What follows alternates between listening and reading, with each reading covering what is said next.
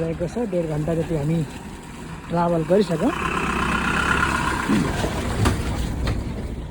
चस्मा लाएर हिँडेको छ।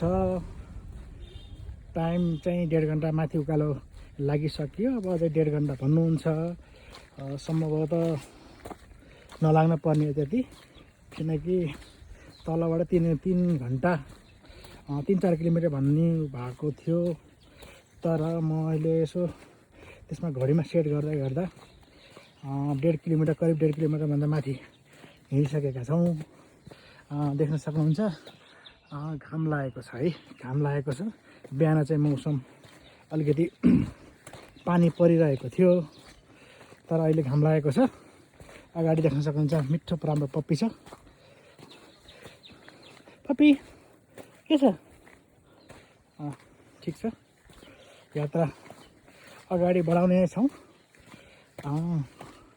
हेरौँ टिकटकमै देखेर चाहिँ के रहेछ भनेर यहाँको स्थिति उजागर गर्नको लागि म चाहिँ यात्रा गरिरहेको छु।